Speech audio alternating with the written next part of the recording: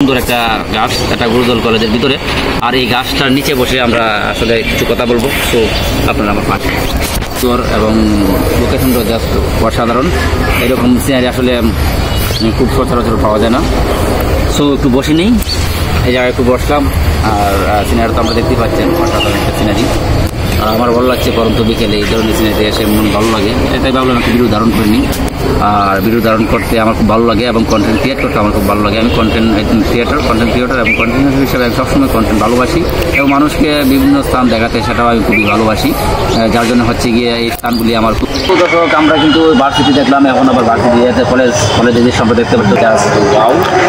আর পরন্ত বিকালে তো তার কারণে বুকিংটা সবসময় ভালোই থাকে। আর আমরা আসলে ভালো দেখার জন্য আসি।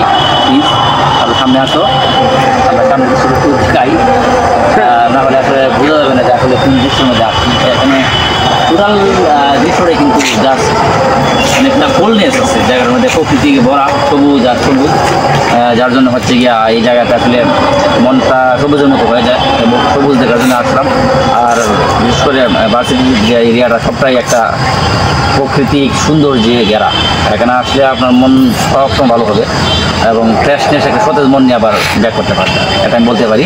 কারণ সবুজকে ভালোবাসা না এরকম লোক খুঁজে পাওয়া খুবই কঠিন। সো আমি সবুজ প্রেমিক এবং ট্রাভেল প্রেমিক, সর্বদা ভ্রমণ করতে ভালোবাসি এবং সবুজ দেখতে ভালোবাসি। তো তোমরা যদি ভালোবাসো তোমরা আসো আমার কাছে এসে যোগ দিও। তো দর্শক আসবে আসতে সবুজ ভালোবাসে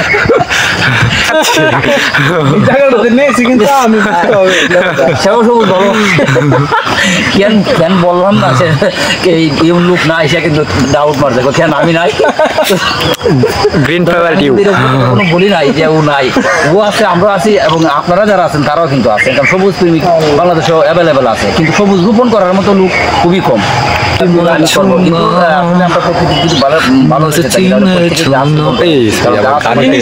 গাছ মনে করেন আপনি মৃত্যুর পর কিছু থাকুক আর না থাকুক, যদি গাছ লাগায় রেখে যান তো এটা আপনার সারা জীবনের একটা প্রাপ্যতা থাকবে, যতদিন থাকবে আপনার স্মৃতি হিসেবে একটা স্তম্ভ হয়ে থাকবে। এই গাছটা ধরেন আপনি একটা গাছ রোপণ করলেন, এই গাছটা মনে করেন আপনার মৃত্যুর পরও মানুষকে অক্সিজেন দেওয়া যাবে এবং কার্বন ডাই সেবা করা যাবে।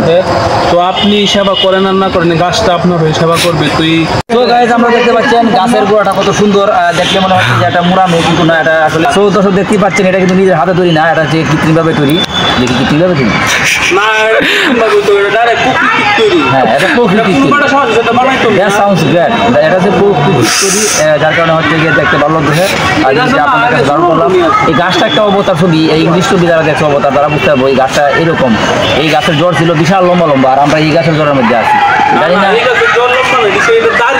ও দাঁড়ি। তো আমরা কিন্তু ভিডিও করবো, মজা করবো, ফান করবো, আপনারা দেখলে অনেক আনন্দ ভোগ করবেন। কারণ এটাই হচ্ছে ভিডিওর একটা মজা। কারণ ভিডিওতে এরকম আনন্দ ফুর্তি থাকবে না, তাহলে একটা ভিডিওতে কীভাবে জমবে। তো আমরা আনন্দ ফুর্তি যেমন সাধারণত এই মজাগুলি করি, আর আপনারা ভিডিও দেখবেন এবং সাথে থাকবেন। তো দর্শক দেখতে থাকুন, পাশে থাকুন।